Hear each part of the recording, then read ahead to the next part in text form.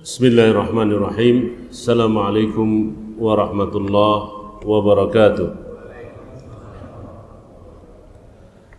Alhamdulillahi rabbil alamin. Wa bihi nasta'in ala umurid dunya waddin. Wassalatu wassalamu ala ashrafil khalqi ajma'in. Nabiyina Muhammadin wa ala alihi wa sahbihi wa man ittaba hudahu ila yaumiddin wa ba'd. Qala Allah Ta'ala ba'da a'udzu billahi minasy syaithanir rajim. Ya ayyuhalladzina amanu taqullaha haqqa tuqatih wa la tamutunna illa wa antum muslimun. Wa qala Allah Ta'ala ya ayyuhalladzina amanu taqullaha وقولوا قولا سديدا يصلح لكم أعمالكم ويغفر لكم ذنوبكم ومن يطع الله ورسوله فقد فاز فوزا عظيما.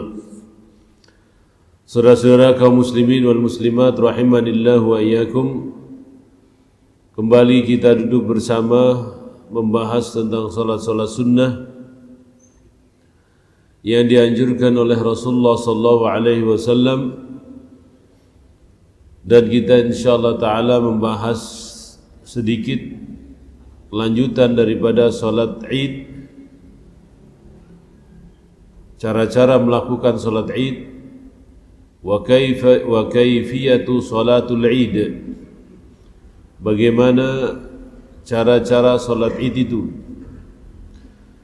Sebelumnya kita selalu bersyukur pada Allah Subhanahu wa taala akan nikmat dan karunia-Nya, karena kita semua saat ini berada di bulan Rajab. Setelah Rajab Sya'ban, setelah Sya'ban adalah Ramadan. Allahumma barik lana fi Rajabina wa Sya'banina wa ballighna Ramadan. Ya Allah, berikanlah berkah kepada kami semua di bulan Rajab, bulan Sya'ban, dan sampaikan kami di bulan Ramadan. Karena kenikmatan yang indah, kita bisa bersiap diri untuk menghadapi bulan Ramadan yang tidak lama akan bertemu dengan kita. Dan kenikmatan yang paling indah, yang paling bahagia ini adalah kita bisa melaksanakan saum Ramadan, puasa Ramadan dalam kondisi sehat walafiat. Saudara-saudara, kita kemarin membahas rangkaian salat-salat sunnah. Yang pertama adalah salatul Id. Salat Id itu 2 rakaat dan berniat menjalankannya dengan niat salat Idul Fitri dan menjalankannya dengan niat Idul Adha. Wa yukabbiru fil ula, bertakbir di rakaat pertama 7 takbirat, 7 takbir, ghair takbiratul ihram, selain daripada takbiratul ihram. Wa fi thaniyah 5, rakaat yang kedua adalah 5 takbir selain takbiratul ihram. min qablil qiraah, sebelum membaca, yakni takbir itu adalah sebelum seseorang membaca, yakni membaca Al-Fatihah. Kemudian wa ma'na yuhallil yaqulu la ilaha illallah wat tahmid wat ta'zim. Hadha isyaratun ila at-tasbih wat tahmid wa yuhsinu aw wa yahsunu subhanallah walhamdulillah wa la ilaha illallah wallahu akbar. Nah, ini saudara membaca di tengah-tengah takbir itu subhanallah walhamdulillah wa la ilaha illallah wallahu akbar. Karena ini adalah sangat cocok, laikun bihalin wa jami'un li anwa'il masyru'ati lis-shalah. Yani ini sangat cocok dibaca untuk kondisi seorang habis membaca takbir itu. Wa hiyal baqiyatus salihatu kama qalahu Ibnu Abbas. Ini adalah kalimat-kalimat yang baik yang seperti dikatakan oleh Ibnu Abbas. Walau nasya takbir, kalau seandainya orang itu lupa takbir, ya lupa takbirat, yakni takbir. Wa syara'a fil qiraati fatat, dan langsung membaca ayat di sana, maka terlewat takbir itu. Ya, artinya kalau seandainya orang terlewat takbir itu, maka langsung saja. Wa yaqra'u ba'da al-Fatihati fil ula qaf. Ini sunnahnya yang dibaca di dalam salat Id. Qaf di rakaat pertama, Qaf wal Qur'anil Majid, ya. Kemudian dalam surat yang kedua, rakaat yang kedua, iqtarabatis sa'atu wansyaqqal qamar, ya. Ini yang pertama surat Qaf, yang kedua surat Al-Qamar dengan sempurna. Nah, ini rupanya sunnah yang seperti ini jarang kita lakukan. Maka sebetulnya khutbah itu pendek, salat itu panjang. Khutbah itu pendek, salat itu panjang. Namun tentunya salat panjang seperti yang disebutkan dalam hadis Muslim ini dilakukan bertahap. Wa takunul qiraah jahran lis-sunnah wa ijma'il ummah wa kadha yajharu bit takbirat. Yani disunnahkan membaca surat itu adalah dengan jahar, dengan suara yang keras, dan juga menjaharkan takbir Allahu Akbar, Allahu Akbar, Allahu Akbar 7 kali. Yang kelima juga demikian. Thumma yusannu ba'da salati khutbatan, disunnahkan setelah salat itu ada 2 khutbah. Yani khutbah awal wa khutbah thaniyah. Meskipun nanti cara pelaksananya ada perbedaan di kalangan para ulama di sana. Yani yang melakukan khutbah 2 kali qiyasan alal jum'ah, dikiaskan kepada Jumat. Yang melaksanakan khutbah sekali itu mukhalafatan lil jum'ah, supaya membedakan antara mana yang Jumat, mana yang Id. Abu Bakar, Umar yusalluna al-Id qabla al-khutbah. Mereka salat Id sebelum khutbah. Walau khataba qabla salati lam tu'ad biha ala sahih. Kalau dia khutbah sebelum salat Id, maka tidak dianggap menurut pendapat yang benar.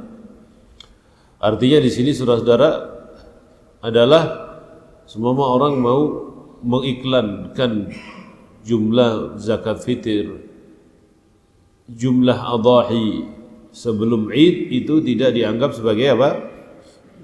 Sebagai khutbah. Yang demikian ini dikatakan oleh Imam Syafi'i, wa taqrirul khutbah huwa qiyasun 'ala al-jum'ah walau yathbutu fihi hadith qalahu an-Nawawi fil Khulasah. Nah, ini qiyas terhadap Jum'ah, yaitu tikrarul khutbah, ada khutbah pertama, ada khutbah kedua. Ini dalilnya adalah apa? Qiyas. Ya. Nah, saudara-saudara yang dirahmati Allah SWT, apa itu qiyas? Qiyas itu adalah sesuatu yang memiliki usul. Ya. Memiliki usul artinya dia memiliki contoh pada salat yang sebelumnya. Pelaksanaan salat Id dengan 2 khutbah dalam mazhab Syafi'i berdasarkan di atas qiyas. Qiyas ini tidaklah masuk di dalam kategori orang itu berbuat taladzud, ya. yakni terlalu itu terlalu berlebih-lebihan dalam beragama atau terlalu enak-enakan dalam beragama. Qiyas ini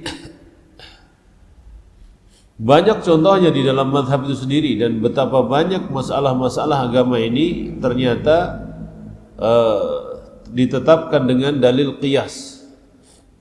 Jadi kalau orang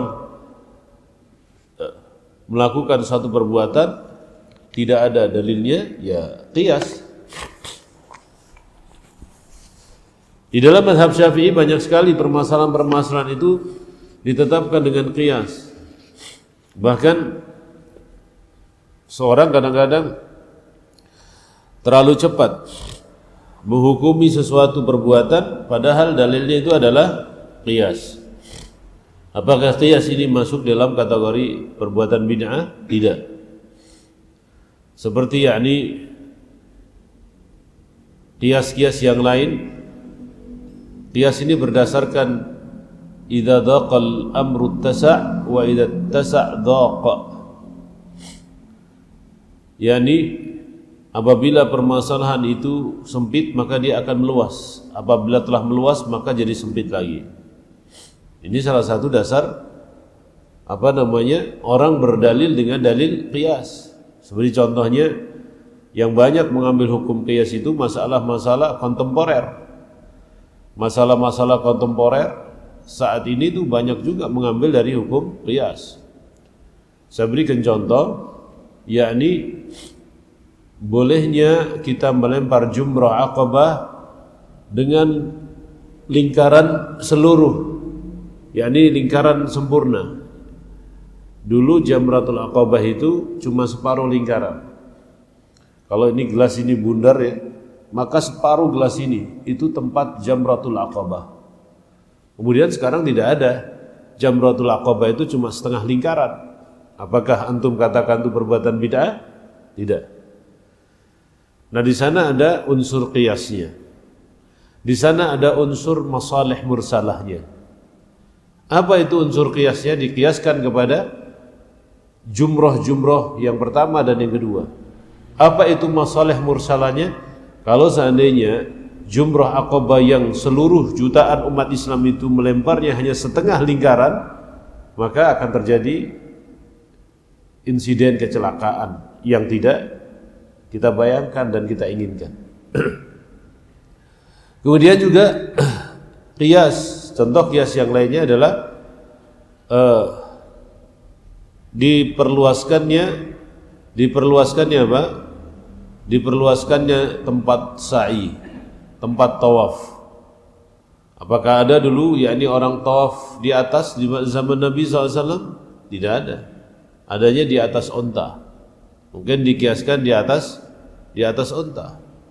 Kemudian orang yang tawaf dengan ditandu, ini ya, dulu ada ya, sekarang tidak ada. Dulu di tahun 90-an itu, 97, 98 ke atas itu masih ada. Orang tawaf itu di atas tandu yang bawa orang-orang tinggi-tinggi, besar-besar, hitam-hitam kulitnya. Itu biayanya dulu kalau tidak salah 350 real ya, kalau tidak salah. Sampai sekarang juga sama, yang pakai kereta itu ya antara segitulah. Lebih boleh, kurang marah. Jadi orang-orang kulit hitam, orang-orang Afrika. Dan itu memang dari zaman dahulu mereka sudah hidup di sana. Nah ini saudara-saudara, qiyas lagi contohnya banyak sekali permasalahan-permasalahan yang ditetapkan dengan qiyas. Contohnya yakni masjid itu tambah melebar terus melebar. Maka bagaimana orang yang sholat di atas hotel? Bagaimana orang yang sholat di musola hotel? Karena di hotel bintang-bintang 5 itu ada musolahnya biasanya. Ya, seperti di Zam-Zam itu ada musolahnya di atas. Nah, orang yang sholat di situ bagaimana hukumnya? Orang yang sholat di depan Darut Tauhid itu hotel paling depan. Itu di atas ada musolahnya. kemudian Hilton, itu ada musolanya di atas. Zam-Zam itu ada musolanya di atas. Ya, Makarim bintang 5 ada musolanya di atas. Kemudian juga hotel-hotel yang lain ada musolanya. Bagaimana hukum sholat di situ? Ya, apakah ini masuk atau tidak? Maka fatwanya Syekh Ibn Shalih Al-Utsaimin rahimahullah ta'ala, yakni difatwakan apabila memang jamaah penuh. Nah sekarang mana jamaah tidak penuh? Nah ini sesuatu yang tidak ada di zaman Nabi SAW. Yakni jumlah jamaah sampai jutaan orang. Nah ini bagaimana? Kemudian juga bermiqat dari kereta api cepat. Sekarang kan tambah lagi itu fasilitasnya, bermiqat dari kereta api cepat. Padahal Nabi SAW tidak pernah bermiqat di atas kereta api. Kemudian yang berikutnya orang bermiqat di atas pesawat. Nabi SAW tidak pernah naik pesawat. Nah hal-hal yang seperti ini itu dibahas dalam ilmu fikih. Apakah yang tidak ada di zaman Nabi SAW antum katakan bid'ah?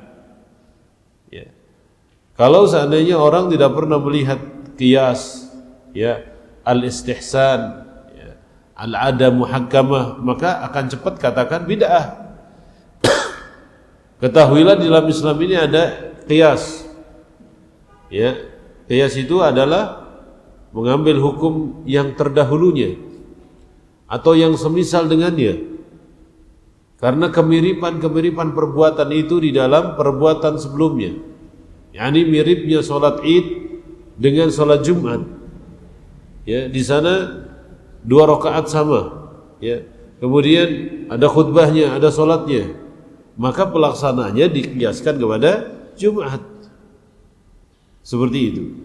Di dalam Islam ada namanya al-istihsan. Ada masalihul mursalah, ada al-ada muhakkamah. Saya berikan contoh. Orang ngasih parkiran di dalam masjid. Ada dalilnya tidak? Ada dalilnya tidak? Bid'ah. Basement di bawah masjid. Ada dalilnya tidak? Bid'ah. Iya. Nah, ini semuanya saudara-saudara, kita memang tidak ada dalil, jangan terburu-buru mengatakan bid'ah. Taib. Orang masuk ke toilet sebelum dilarang ngasih tip toilet pom bensin. Taib, ngasih gencereng 2.000 5.000. Akadnya apa ini? Akadnya jual beli, sewa menyewa, atau apa? Tidak ada akadnya. Akadnya adat muhakkamah. Karena rasa kasihan ngelihat nih orang ngebersihin WC terus. Kalau saya tidak kasih, nanti mukanya ngedumel. Dikasih senyum, tidak dikasih tidak senyum. Fi fulus mulus, ma fi fulus ente mampus. Ya. Ini kan karena adat aja. Di Saudi, Arab Saudi ada tidak? Tidak ada. Tidak ada. Tukang WC di sana gajiannya 1.000 real. Tukang WC-nya 1.000 real. 1 real 4.200.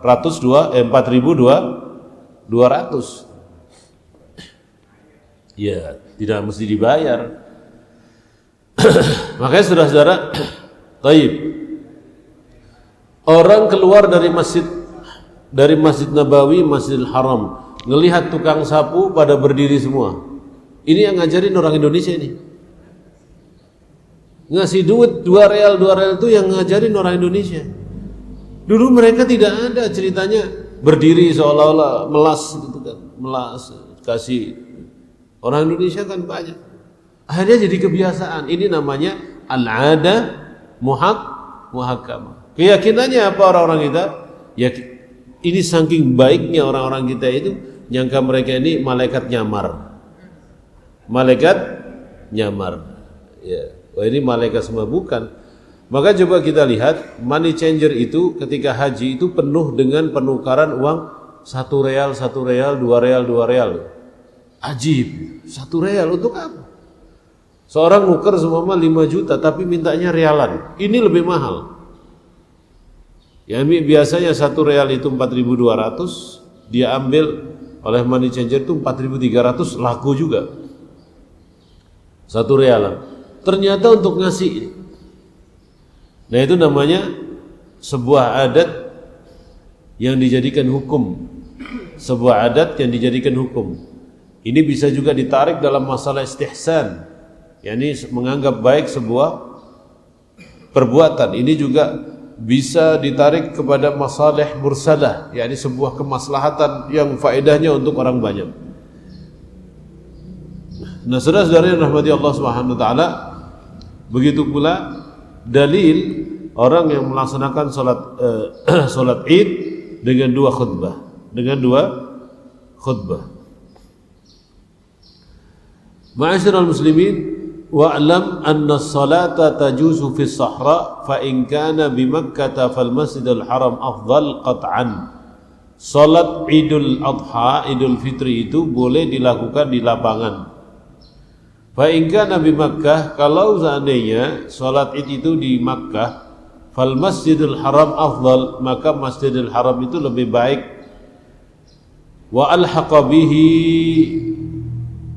As-Sabdalani Bait al-Maqdis. Kemudian juga ada yakni Al-Imam As-Sabdalani mengatakan Baitul Maqdis juga demikian. Wa in kana fi ghairi Makkah, meskipun itu bukan tempatnya, bukan di Makkah. Wa in kana udhrun kal matari, kalau seandainya ada udhur seperti turun hujan, afdal fal masjidu afdal, maka masjid lebih baik. Wa in lam yakun udhrun fa in dhaqal masjid fas sahra'u aula, kalau seandainya tidak ada udhur dan masjid itu sempit, maka lapangan atau sahra, padang pasir itu lebih baik. Bal yukrahu fi'laha fil masjid, bahkan dalam kondisi seperti ini dimakruhkan salat di masjid. Fa in kana al masjid wasi'an, apabila masjidnya itu luas, fa sahih anna al masjid aula, maka masjid itu lebih baik. Yani di sini istihad al-muallif rahimahullahu taala adalah melihat bahasanya tempat salat Id itu di masjid yang luas, ya. Yani di tempat yang luas, entah itu masjid, entah itu lapangan, entah itu masjid, entah itu lapangan. Saudara-saudara, kapan takbir itu dimulai? Wa qala wa yukabbiru min ghurubi syamsi lailatul Id ila an yadkhula al-imam. Jadi takbir itu dimulai dari gurubnya syams, tenggelamnya matahari di malam hari raya. Yani seumpama sidang isbat mengatakan ini besok adalah hari raya, saat itu orang boleh bertakbir. Allahu akbar, Allahu akbar, Allahu akbar, sampai waktunya kapan? Imam itu naik ke atas mimbar.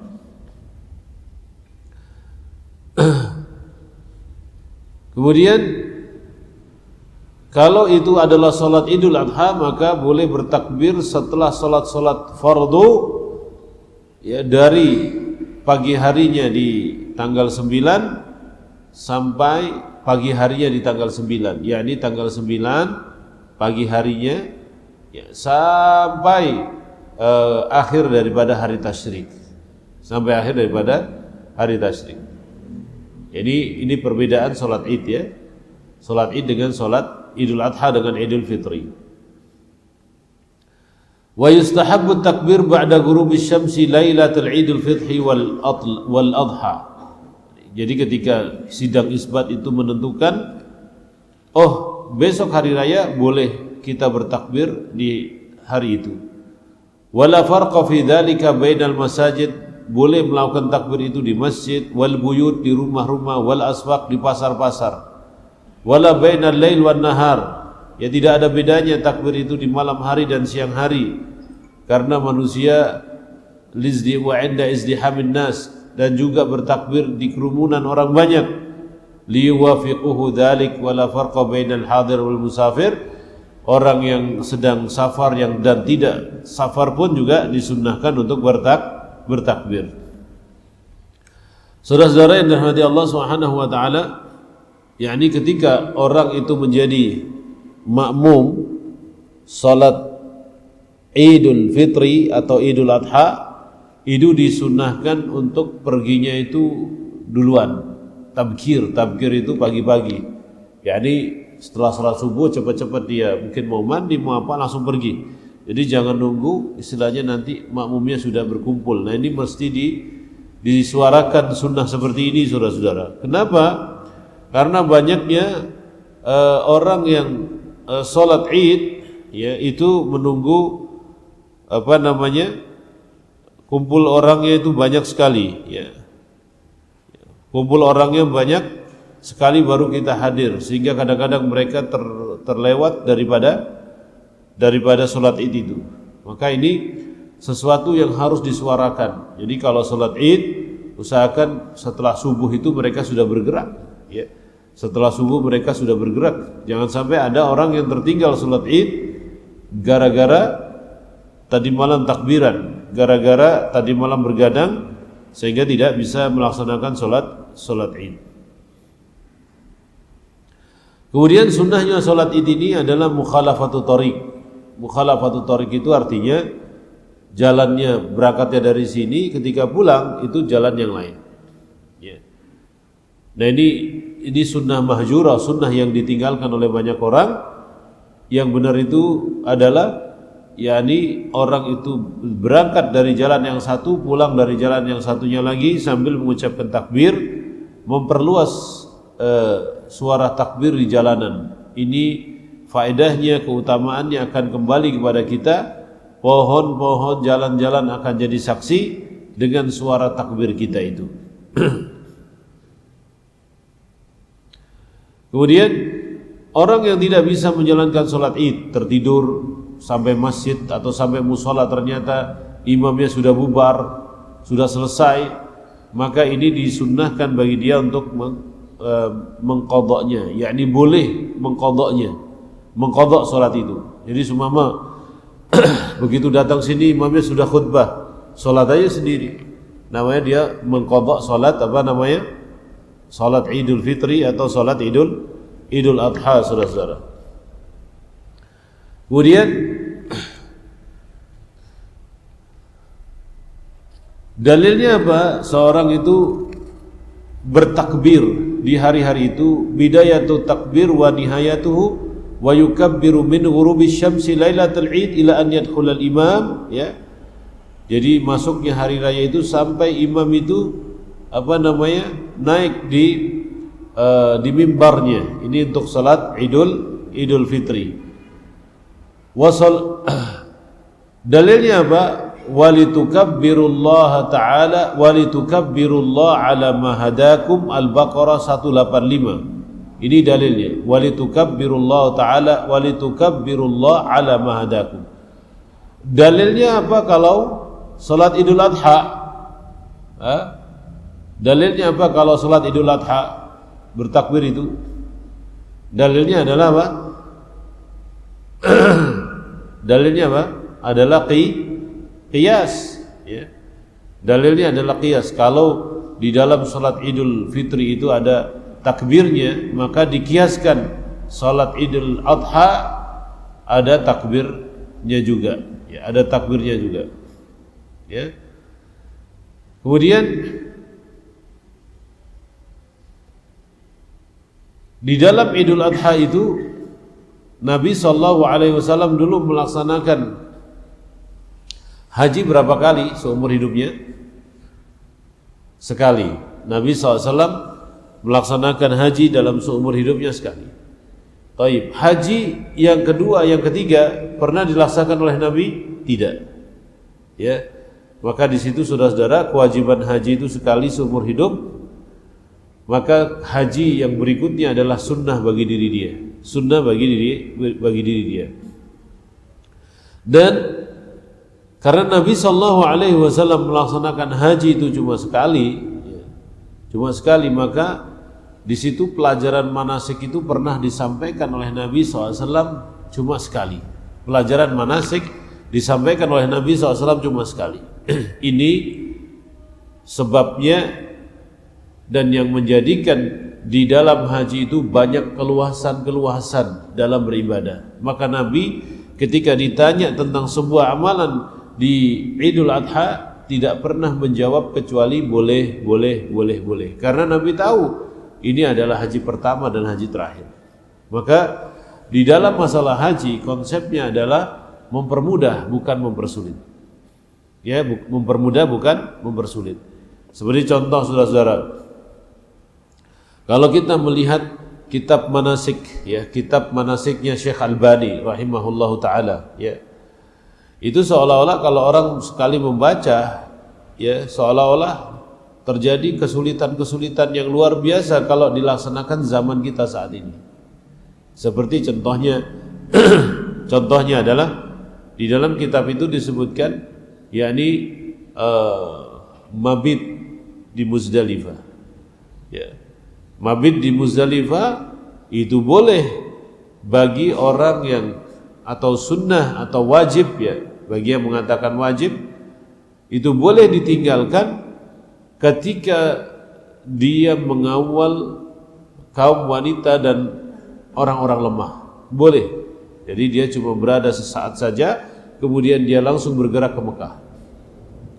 Namun di dalam buku itu disebutkan sampai selesai, sampai datangnya subuh. Ya. Nah ini tentunya kesulitan bagi orang yang ngawal wanita dan orang-orang lemah. Kemudian di dalam buku itu disebutkan bahwasanya tawaf haji itu dilakukan pada hari itu juga. Nah, kalau kita lihat pendapat yang lain tidak boleh dilakukan selama dia berada di tanah haram. Nah, bayangkan saudara-saudara, kalau seorang berpendapat dengan pendapat itu, tanggal 10 Dzulhijjah semua kaum muslimin harus melaksanakan tawaf haji, maka apa yang terjadi? Ya, maka di dalam masalah haji ini konsep ibadahnya adalah kita mempermudahkan suatu hal yang sulit tapi tidak dimudah-mudahkan, ya. Mempermudah sesuatu hal yang sulit tapi tidak dimudah-mudahkan. Contohnya yang berikutnya adalah tempat mabit, tempat bermalam itu sudah sampai Muzdalifah, ya. Apakah orang yang tidur atau mabit di Muzdalifah hajinya tidak dia harus membayar dam atau tidak? Kemudian yang berikutnya, tempat mabit di Muzdalifah sudah penuh, maka seorang menggunakan apartemen yang di Aziziyah untuk tempat mabit, boleh atau tidak? Ya, boleh atau tidak dalam kondisi saat ini? Boleh. Kenapa boleh? Tidak mungkin dipaksakan. Orang akan berada di Aziziyah, orang akan ada di Mina. Di Mina itu sangat penuh sekali. Ya, orang haji itu tidak bisa diprediksi sekarang ini. Visanya bisa diprediksi jumlahnya, tapi yang datang kadang-kadang tidak bisa diprediksi. Ya, kadang-kadang orang dari dalam juga ikut melaksanakan ibadah haji. Kemudian saudara-saudara yang dirahmati Allah SWT, wa amma akhiru waktu takbir, akhir waktu takbirnya seorang itu hari raya Idul Fitri, fa fi Idul Fitri hatta yahruma al-imam bi salatul Id, sampai imamnya itu mengucapkan takbiratul ihram dalam salat Idul Fitri. Allahu Akbar, itu tidak ada lagi takbir. Maka kita melihat kesalahan kaum muslimin ketika salat Idul Fitri itu takbirnya sampai berkali-kali. Yang berkali-kali itu adalah takbir Idul Adha. Wa amma fil adha fa sahih, kalau Idul Adha maka yang sahih itu inda Rafi'i, menurut Imam Ar-Rafi'i adalah akhirnya setelah salat subuh di akhir hari tasyrik, yakni tanggal 13 subuh itu berakhir takbir, dan menurut Imam Nawawi adalah setelah salat asar di akhir hari tasyrik, ya, di akhir hari tasyrik. Dan itulah yang dipegangi oleh kebanyakan Syafi'iyah, yaitu di setelah salat asar di hari tasyrik. Ya. Wa yusra'u fil adha khalfal faraid al-hadira wal fa'idah. Ya, ketika Idul Adha itu disunnahkan untuk mengucapkan takbir setelah salat fardu, baik diucapkan oleh orang yang safar atau yang tidak safar. Ya, karena ini hukumnya adalah fardu kifayah, seperti salat jenazah katanya. Wa hal yustahabbu aqibas salati fi Idul Fitri fi khilaf. Adapun mengucapkan takbir setelah untuk hari raya Idul Fitri setelah salat-salat yang wajib itu adalah khilaf di kalangan para ulama. Tetapi menurut Imam Nawawi itu tidak sunnah, ya, tidak sunnah. Tidak seperti salat, yakni tidak seperti takbir di hari-hari Idul Adha. Wa yustahabbu raf'as saut, disunnahkan untuk meninggikan suara, ya, mengeraskan suara bagi laki-laki tapi bukan perempuan. Kemudian wat takbiru fi waqtihi afdal min ghairihi minal adhkar. Takbir itu lebih baik daripada zikir, ya, di hari itu. Jadi tidak berzikir dulu, tapi bertakbir dulu karena itu lebih baik daripada zikir. Karena itu adalah syiar umat Islam pada hari itu.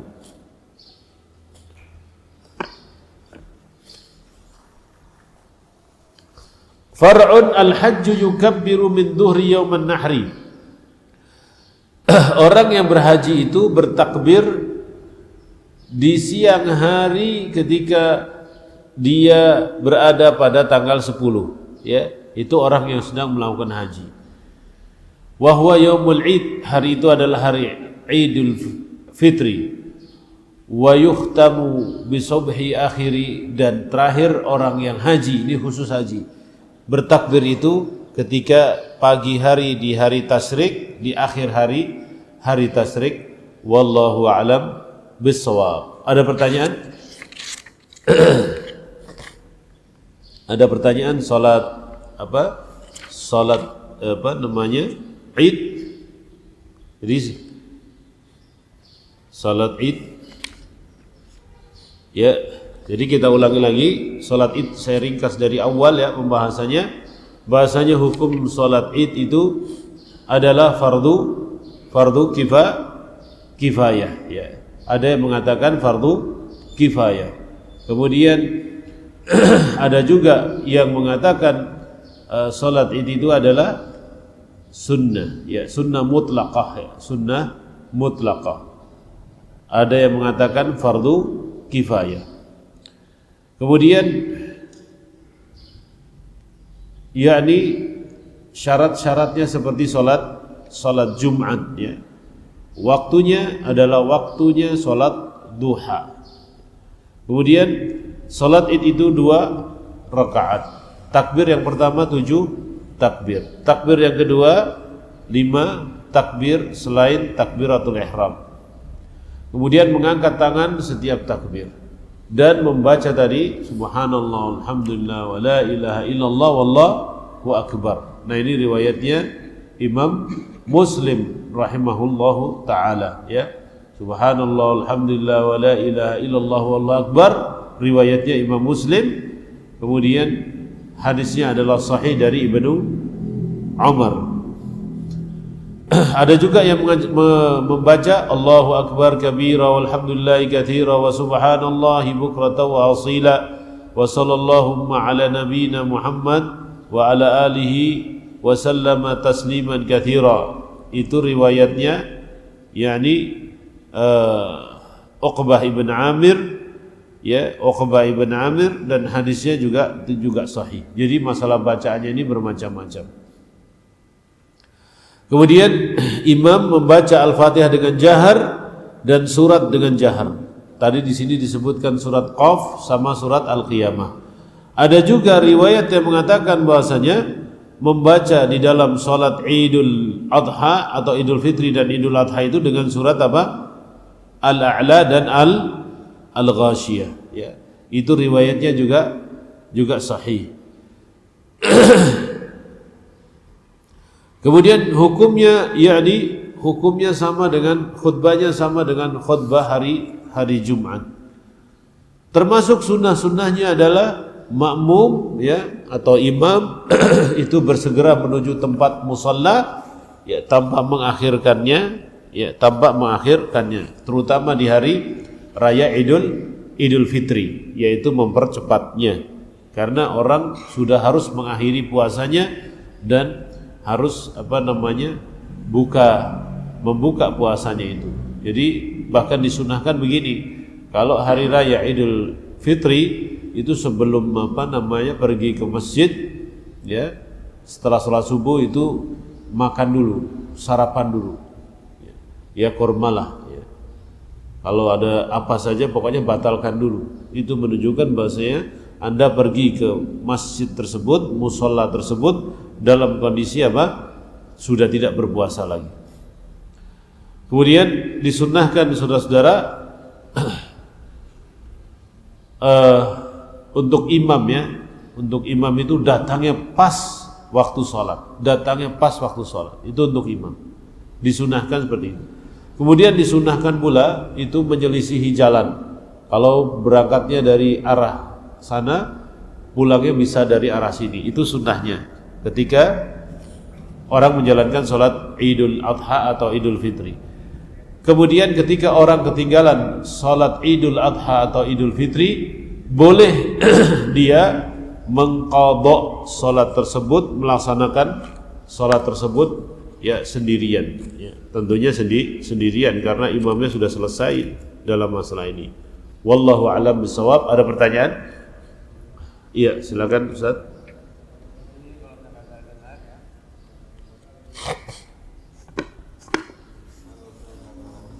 Iya.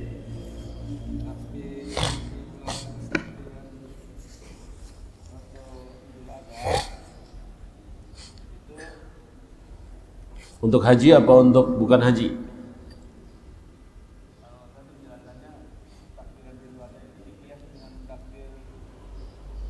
Idul Fitri, iya.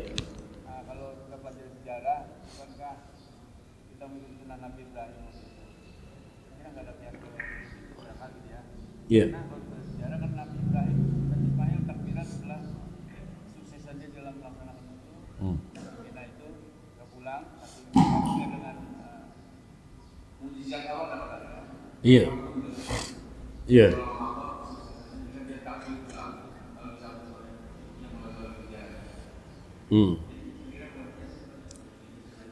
Iya, pertama itu syar'u man qablana. Jadi syariat Nabi sebelum Nabi Muhammad SAW. Jadi syar'u man qablana. Memang ada syariat Nabi sebelum Nabi Muhammad ada yang dilestarikan. Seperti contohnya tadi itu Idul Adha ini syar'u man qablanya, syariat Nabi sebelum Nabi Muhammad. Tapi kaifiyahnya, cara-caranya dikembalikan kepada Nabi yang hidup pada zaman itu. Yani di sini tentang masalah Idul Adha ini itu dikiaskan kepada Idul Fitri. Ya karena Nabi SAW mengatakan dalam banyak hadisnya, hari raya dalam Islam itu dua, hari raya Idul Fitri dan Idul Adha. Namun yang banyak keterangannya adalah Idul Fitri. Kenapa? Karena Nabi SAW hajinya cuma sekali. Haji Nabi SAW cuma sekali. Maka dikiaskan itu bagi orang yang tidak haji. Orang yang haji tadi sudah disebutkan dalam kitab ini, yakni takbirnya kapan?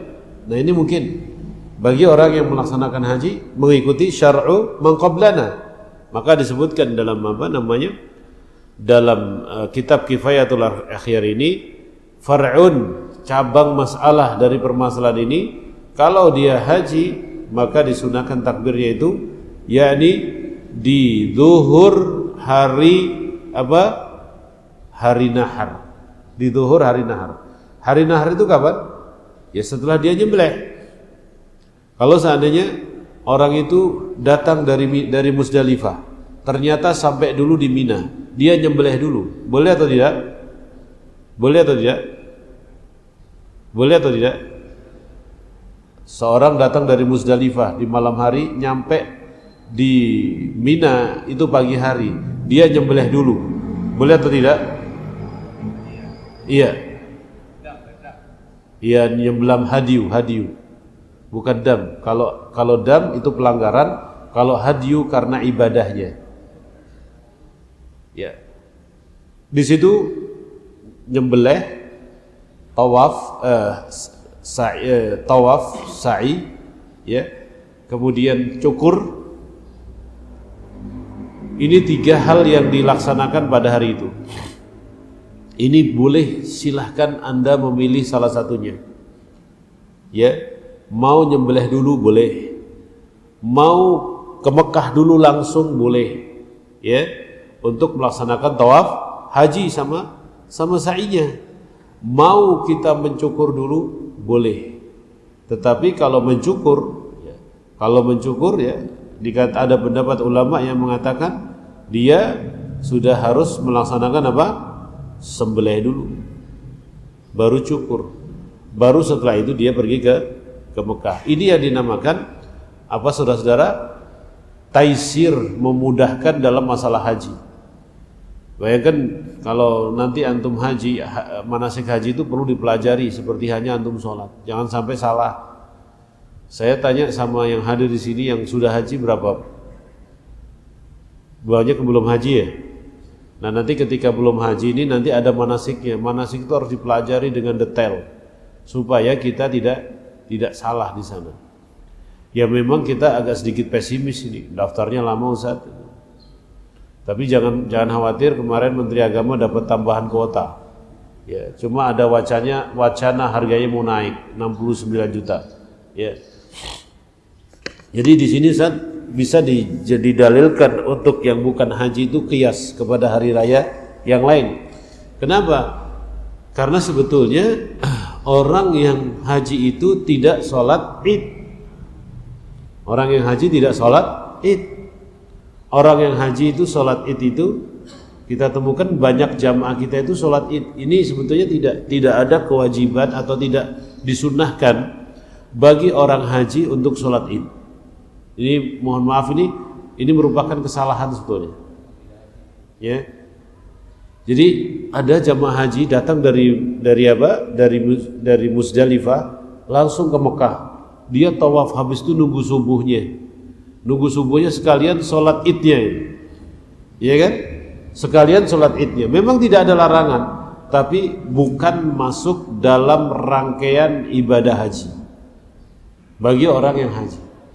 Jadi orang yang haji setelah dia melaksanakan tawaf haji atau tawaf ifadah, baliklah dia ke Mina. Dia balik ke Mina, nyembelih, ya.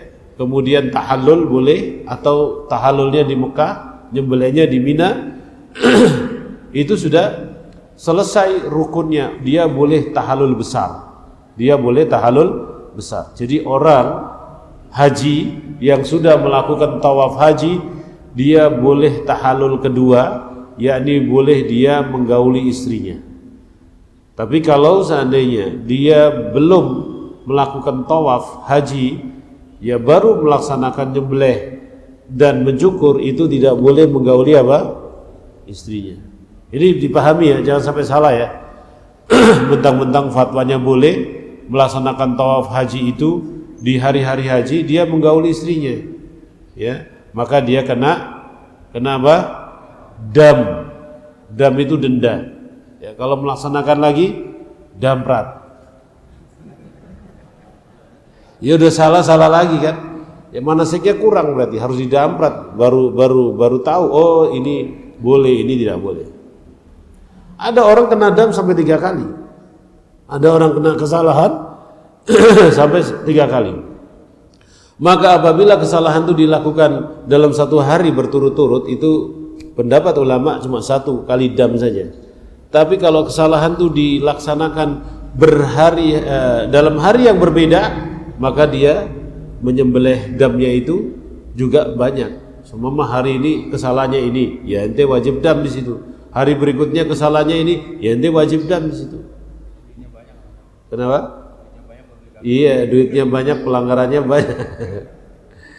Baik, itu bisa dikiaskan Ustaz, karena orang itu tidak haji. Tapi kalau orang itu haji, itu mengerjakan takbirnya di siang hari nahar. Ya. Ada pertanyaan lain? Silakan.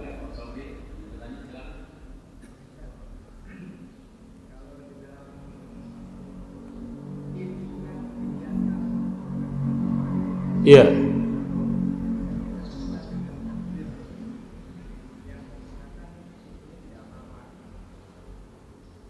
Kenapa dikiaskan dengan? Iya.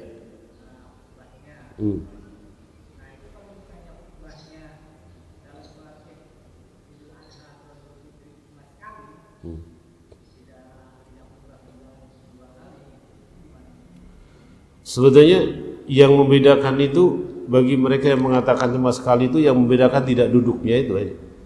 Tidak duduknya aja. Sebetulnya khutbahnya itu 2 kali. Cuma dibedakan untuk tidak duduk di antara 2 khutbah itu. Ya. Cuma seperti itu perbedaannya untuk membedakan mana khutbah Id dan mana khutbah Jumat. Jadi yang sebetulnya yang dikatakan di sini adalah khutbah 2 kali itu mengulangi khutbah yang pertama. Jadi meringkas khutbah yang pertama pada khutbah kedua. Ya. Kalau di dalam apa namanya? Di dalam mazhab Syafi'i itu sendiri yakni qiyasnya persis sama dengan sholat Jumat. Dalam mazhab yang lain tidak. Khutbahnya tikrar 2 kali tapi tidak ada duduknya. Jadi perbedaannya di situ saja. Hakikatnya dia 2 kali khutbah. 2 kali khutbah. Khutbah yang kedua itu di dalam bahasa fikihnya namanya tikrar. Sebetulnya khutbahnya sekali. Cuma ditikrar, diintisarikan itu pada khutbah yang kedua. Iya, qiyas kepada apa? Kepada Jumat. Qiyas kepada Jumat. Taib, saya ya.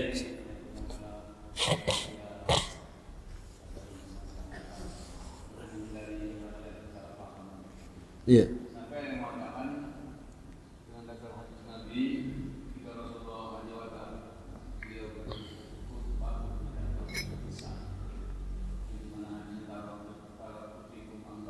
Iya. Iya. Nah, sehingga antara mengatakan apa nanti orang buat surat hadis kita tadi. Lalu orang mengatakan hukum bias itu ada lagi selain ukurannya bias ijma, istiqsa dan sebagainya masalah salah. Nah, sebenarnya tanpa itu kita susah, tanpa bias, tanpa ijma bisa juga. Kan gitu. Nah, lalu bagaimana yang menghindari salah paham di antara kita umat gitu. Nah, jangan sampai mengatakan bid'ah juga, karena kalau begini nggak pakai itu susah menurut saya. Iya. Nah, barangkali istilah saja faktornya masalah istilah. Cuman kalau saya istilah ini hanya belajar saja, bukan sumber hukum gitu. Karena kita sebagai sumber hukum. Iya. Tidak ada istihsan kecuali dalilnya dari Quran dan Sunnah. Tidak ada qiyas kecuali dalilnya dari Quran dan Sunnah. Ya.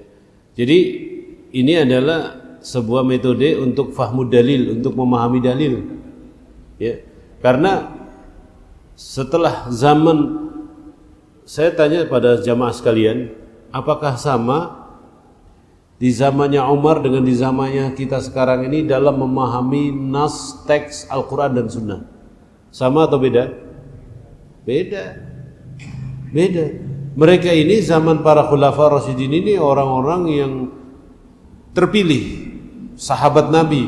Mereka paham bahasa Arab, hafal Quran, kemudian hafal hadis dan lain sebagainya. Lah kita, siapa kita?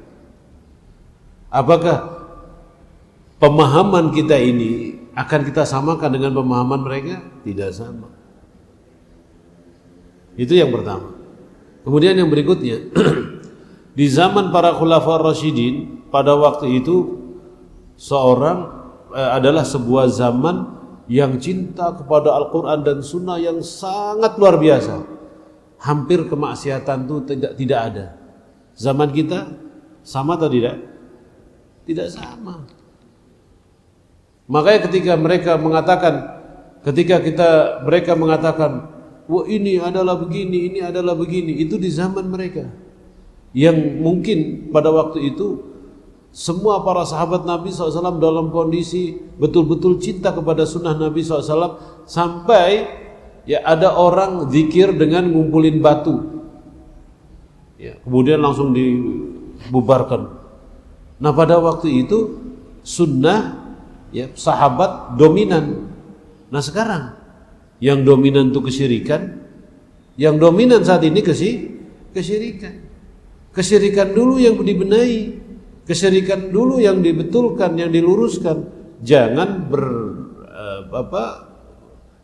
mengacak-ngacak hal-hal yang istilahnya ammat, ya, sesuatu yang menjadi umum di masyarakat. Jangan dulu.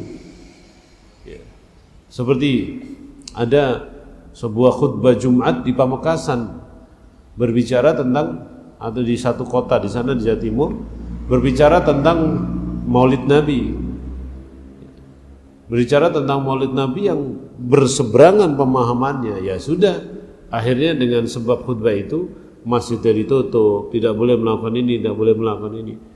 Ujung-ujungnya terjadi penggerakan massa, dan ujung-ujungnya kembali lagi nih, minta maaf.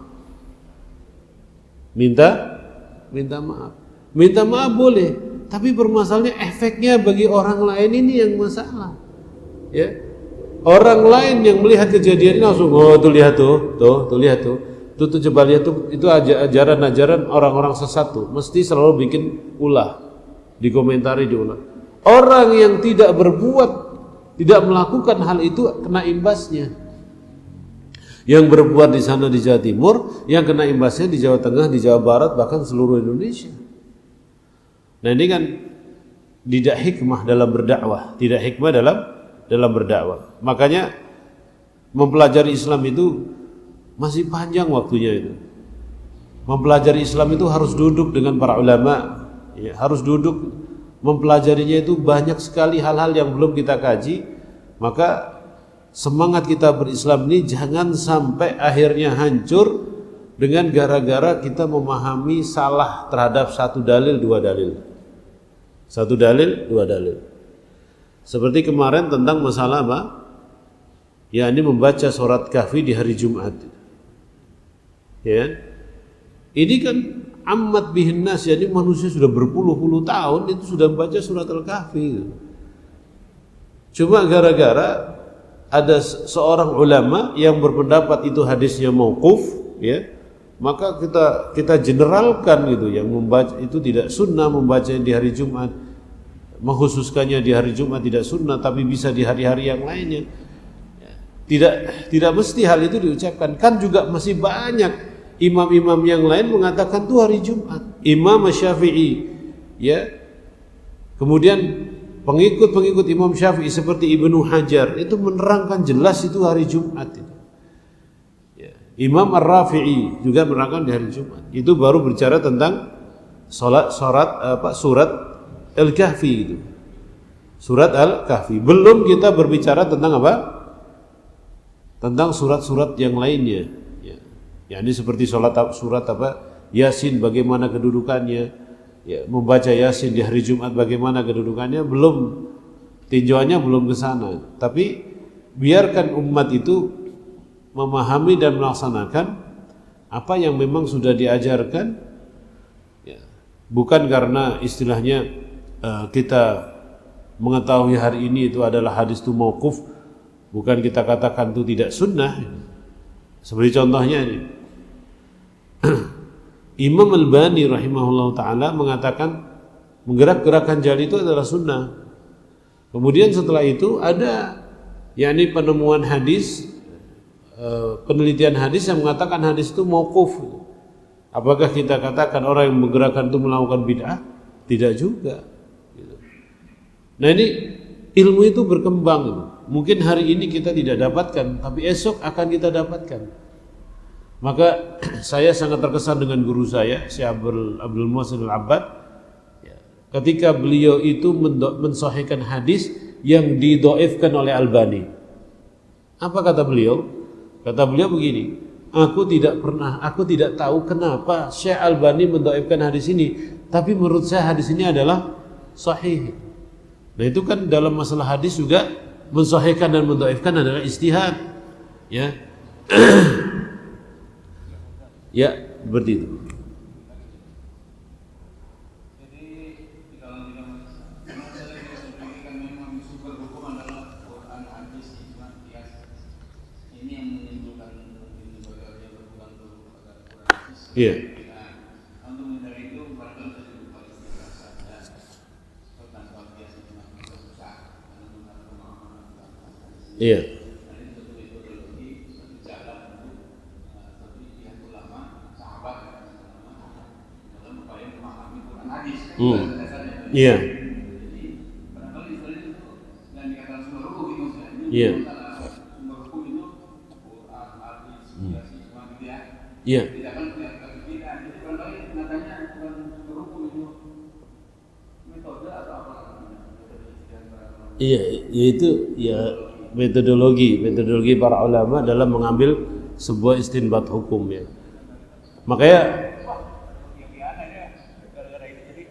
iya, makanya saya pernah ngajarkan ya karena waktunya terbentur dengan di pesantren ya. Saya pernah ngajarkan qawaid fikih. Kemudian nanti saya akan lanjutkan usul fikih di Mushola Ar-Rahman tuh. Tapi karena waktunya saya mencoba untuk tidak berbenturan dengan pesantren, ada ternyata bentur juga. Kecuali minggu terakhir ya. Minggu terakhir ketika santri pulang saya tidak ada pengajian gitu. Itu mungkin bisa. Mungkin bisa.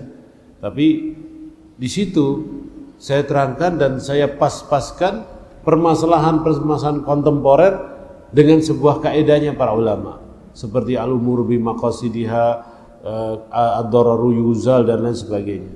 Nah, ini kan praktek langsung bagaimana kita melihat permasalahan kontemporer dengan kaedah-kaedah fikih. Ini penting sekali saudara-saudara. Ya, karena apa? Tidak semua yang ada di mana di dunia ini mesti menggunakan dalil. Ya. Jadi contohnya, ada tidak dalil lato-lato? Ya. Ada tidak dalil berdakwah dengan menggunakan media ini? Tidak ada. Tidak ada dalil. Ada tidak dalil orang itu berceramah di syuting pakai YouTube, pakai Instagram dan sebagainya. Ada tidak dalilnya? Tidak pernah dikerjakan Nabi. Ini bagaimana cara membahasnya? Ini perlu kita membahasnya. Iya. Nah, itulah yang harus kita pahami dalam kaidah-kaidah. Demikian, saya kira cukup sampai di sini dulu. Ya, mungkin kita nanti ngobrol sambil minum kopi. Ya, sambil minum kopi insyaallah. Dan mudah-mudahan Allah Subhanahu wa taala memberkahi kita semuanya dan menyampaikan kita semua umur kita di bulan Ramadan yang akan datang. Amin ya rabbal alamin. Allahumma barik lana fi rajabina wa sya'banina wa ballighna Ramadan wa ballighna Ramadan wa ballighna Ramadan warzuqna siyamahu wa qiyamahu warzuqna siyamahu wa qiyamahu wa tilawatahu innaka anta qaribun mujibu da'awat wa ya qadiyal hajat wa ya qadiyal hajat اقضي جميع حاجاتنا يا ارحم الراحمين اقضي جميع حاجاتنا يا رب العالمين اقضي جميع حاجاتنا يا رب العالمين اللهم انت شافي لا شفاء الا شفاؤك اللهم اشفي مرضانا ومرضى المسلمين اللهم اشف مرضانا ومرضى المسلمين اللهم اشف مرضانا ومرضى المسلمين سبحانك اللهم بحمدك اشهد ان لا اله الا انت استغفرك واتوب اليك والسلام عليكم ورحمه الله وبركاته.